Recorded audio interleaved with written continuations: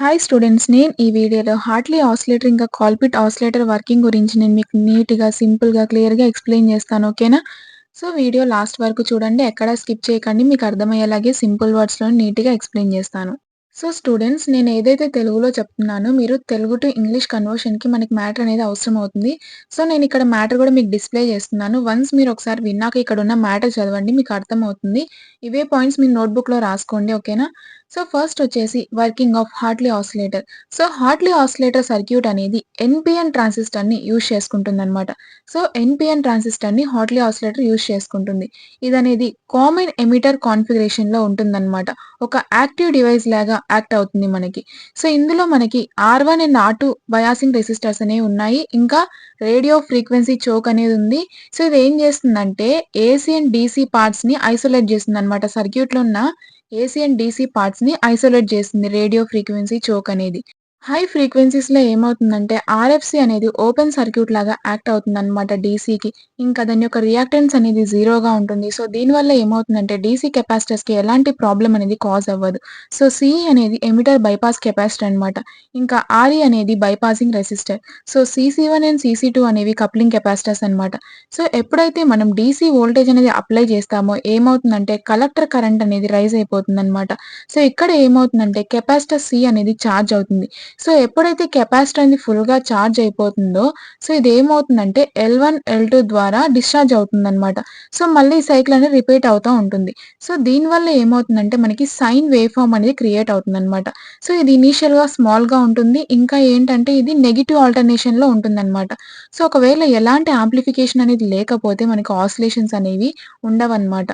So, ఈ sine wave అనేది ఏదైతే ట్యాంక్ సర్క్యూట్ నుంచి ఉందో ఇదేమవుతుందంటే ట్రాన్సిస్టర్ యొక్క బేస్‌కి కపుల్డ్ అయితుందనమాట సీసీ1 ద్వారా. So, the sine wave from the tank circuit is coupled to the base of the transistor through CC one. So, ఇక్కడ ట్రాన్సిస్టర్‌లో ఏమవుతుందంటే ఆల్రెడీ తెలుసు నేను చెప్పాను. కామన్ ఎమిటర్ కాన్ఫిగరేషన్‌లో ఉందని. సో, ఇదేం చేస్తుందంటే సైన్ వేవ్‌ని పాజిటివ్ ఆల్టర్నేషన్‌లోకి లీడ్ చేస్తుందనమాట. అంటే కన్వర్ట్ చేస్తుంది. So, invert these input to a standard sine wave with a leading positive alternation.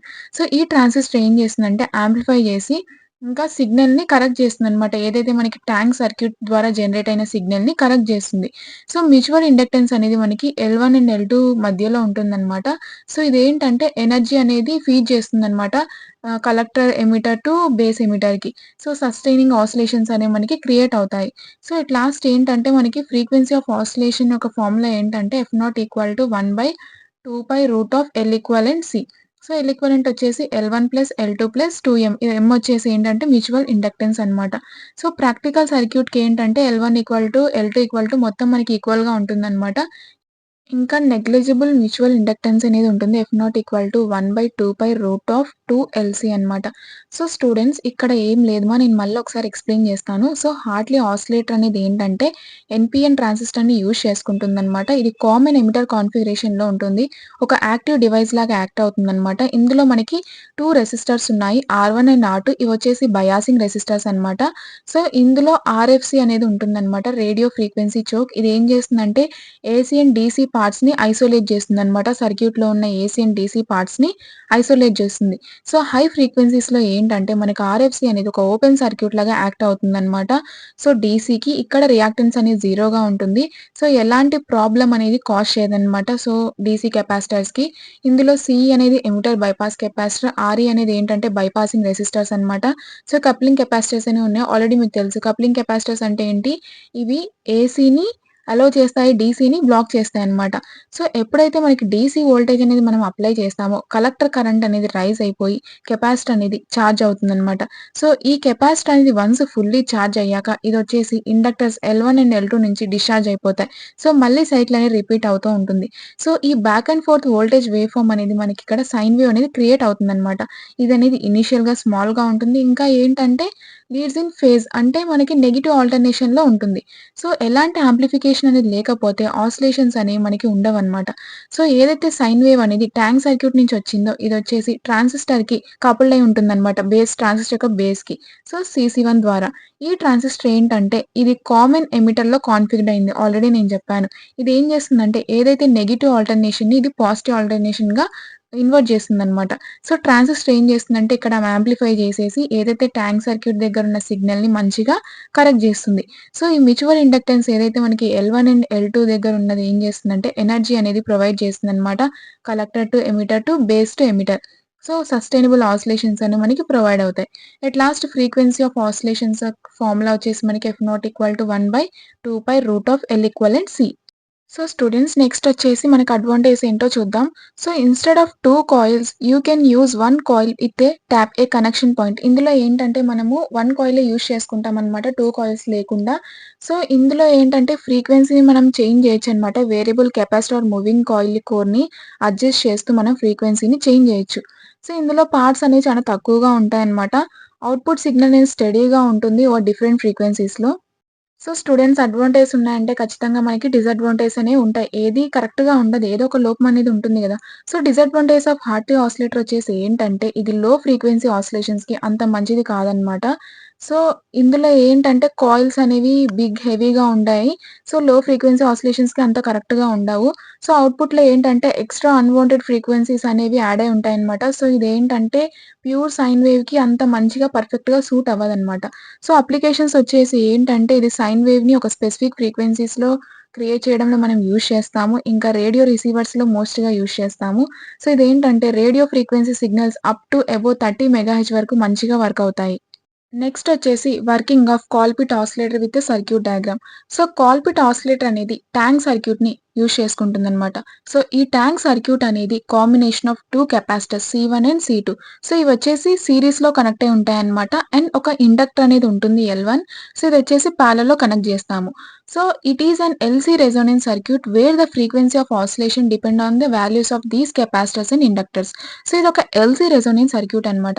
ఇందులో ఏంటంటే ఫ్రీక్వెన్సీ ఆఫ్ ఆసిలేషన్స్ అనేవి ఈ కెపాసిటర్ యొక్క ఇండక్టర్ వాల్యూస్ ఉంటాయి గదా!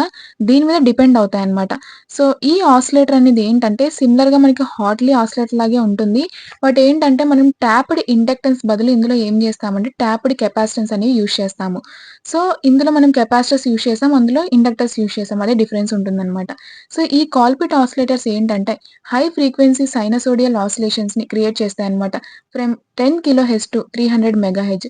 సో, ఈ సర్క్యూట్స్ అనేవి devices like bipolar junction transistor, operational amplifiers, field effect ట్రాన్సిస్టర్స్‌ని యూజ్ చేసుకుంటాయి. సో, కాల్పిట్ ఆసిలేటర్ సర్క్యూట్ వచ్చేసి ఈ సర్క్యూట్‌లో మనకి ఏంటంటే transistor amplifier with feedback network అనేది ఉంటుందన్నమాట. C1 అండ్ C2 అనే పొటెన్షియల్ డివైడర్‌ని ఫార్మ్ చేస్తాయి. ఒక ఫీడ్‌బ్యాక్‌ని ప్రొవైడ్ చేస్తాయి. సో, టాప్డ్ కెపాసిటెన్స్ ఏంటంటే మనకి బెటర్ ఫ్రీక్వెన్సీ స్టెబిలిటీ అనేది ఇస్తుందన్నమాట. హార్ట్లీ టాప్డ్ ఇండక్టెన్స్‌తో కంపేర్ చేస్తే. సో, RE రెసిస్టర్ ఏంటంటే టెంపరేచర్ స్టెబిలైజేషన్‌ని ప్రొవైడ్ చేస్తుంది. CE కెపాసిటర్ ఏంటంటే బైపాస్‌గా యాక్ట్ అవుతుందన్నమాట. ఏసీ సిగ్నల్ యాంప్లిఫికేషన్‌ని ఇంప్రూవ్ చేయడానికి. So, resistors R1 and R2 ఏంటంటే వోల్టేజ్ డివైడర్‌ని ఫార్మ్ చేస్తాయన్నమాట ట్రాన్సిస్టర్‌కి. సో, కప్లింగ్ కెపాసిటర్స్ ఏంటంటే ఆల్రెడీ తెలుసు మనకి డీసీని బ్లాక్ చేసి ఏసీ సిగ్నల్స్‌ని అలౌ చేస్తాయన్నమాట to the tank circuit. So, students ఇప్పుడు వర్కింగ్ ఏంటో చూద్దాం. ఎప్పుడైతే పవర్ అనేది స్విచ్ ఆన్ అవుతుందో కెపాసిటర్ C1, C2 అనేవి చార్జ్ అవ్వడం స్టార్ట్ అవుతాయన్నమాట. వన్స్ ఫుల్లీ చార్జ్ అయ్యాక ఈ కెపాసిటర్స్ అనేవి డిశ్చార్జ్ అవుతాయన్నమాట L1 ద్వారా. ఒక డాంప్డ్ హార్మోనిక్ ఆసిలేషన్స్‌ని క్రియేట్ చేస్తాయి. సో, ఈ ఆసిలేటింగ్ కరెంట్ వల్ల ఏమవుతుందంటే ఏసీ వోల్టేజ్ అనేది కాజ్ అవుతుందన్నమాట across the C1 and C2. So students ఏదైతే మనకి కెపాసిటర్‌లో స్టోర్ అయ్యున్న ఎనర్జీ ఏమవుతుందంటే ఇండక్టర్‌కి ట్రాన్స్‌ఫర్ అవుతుందనమాట. ఎలా ట్రాన్స్‌ఫర్ అవుతుందంటే మాగ్నెటిక్ ఫ్లక్స్ ద్వారా. సో, మాగ్నెటిక్ ఫ్లక్స్ రూపంలో మనకి ఏమవుతుందంటే ఇక్కడ ఎనర్జీ అనేది కెపాసిటర్స్ నుంచి ఇండక్టర్‌కి ట్రాన్స్‌ఫర్ అవుతుందనమాట. సో, ఎప్పుడైతే ఇండక్టర్ అనేది డిశ్చార్జ్ అవుతుందో అప్పుడు ఏమవుతుందంటే మళ్ళీ కెపాసిటర్స్ అనేవి చార్జ్ అవ్వడం స్టార్ట్ చేస్తాయి. సో, ఈ కంటిన్యూయస్ ఎనర్జీ ఎక్స్‌చేంజ్ వల్ల ఏమవుతుందంటే ఆసిలేషన్స్ అనేవి సర్క్యూట్‌లో క్రియేట్ అవుతాయన్నమాట. సో, ఈ ఫ్రీక్వెన్సీ ఆఫ్ ఆసిలేషన్స్ అనేవి ఎలా డిటర్మైన్డ్ అవుతాయంటే by the resonant frequency of tank circuit అనమాట. L1, C1 and C2. So, వీటి యొక్క రెసోనెంట్ ఫ్రీక్వెన్సీ ద్వారా మనకి ఫ్రీక్వెన్సీ ఆఫ్ ఆసిలేషన్స్ అనేవి డిటర్మైన్డ్ అవుతాయి. సో, ట్యాంక్ సర్క్యూట్ అనేది ఒక ఎనర్జీ రిజర్వాయర్ లాగా యాక్ట్ అవుతుందనమాట.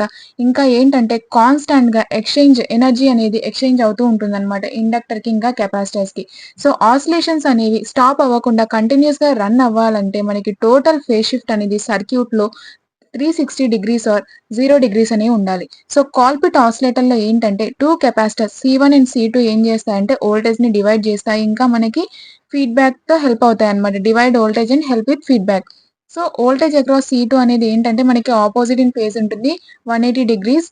సో, ట్రాన్సిస్టర్ ఏం చేస్తుందంటే మళ్ళీ మనకి 180 డిగ్రీస్ ఫేజ్ షిఫ్ట్ అనేది యాడ్ చేస్తుంది. సో, టుగెదర్‌గా మనకి ఏమవుతుంది ఇక్కడ టోటల్ ఫేజ్ షిఫ్ట్ అనేది 360 డిగ్రీస్ ఉంటుందన్నమాట. సో, ఆసిలేటర్ అనేది కంటిన్యూయస్ వేవ్స్‌ని ప్రొడ్యూస్ చేస్తుంది. సో, ఫ్రీక్వెన్సీ ఆఫ్ ఆసిలేషన్ వచ్చేసి ఇక్కడ ఫ్రీక్వెన్సీ అంటే హౌ ఫాస్ట్ ఎంత ఫాస్ట్‌గా ఆసిలేట్ అవుతుందనేది మనకి ఇండక్టర్, కెపాసిటర్ వాల్యూస్ మీద డిపెండ్ అవుతూ ఉంటాయి. సో, ఇక్కడ ఫార్ములా వచ్చేసి ఏంటంటే f r equal to 1/2π√L1 into C equivalent. So, next వచ్చేసి సి ఈక్వివలెంట్ కెపాసిటెన్స్ వచ్చేసి C equivalent equal to C1 into C2 by C1 plus C2. So, students అర్థమైందా Colpitts oscillator working ఏంటి? Hartley oscillator working. So, students ఏదైతే చెప్పానో ఒకసారి అక్కడున్న matter కూడా చదవండి. సో, నా ఎక్స్‌ప్లనేషన్ మీకు నచ్చినట్టయితే మీ ఫ్రెండ్స్‌కి షేర్ చేసి నాకు సపోర్ట్ చేయండి. ఇంకా ఛానెల్‌ని సబ్స్క్రైబ్ చేయండి. Thank you.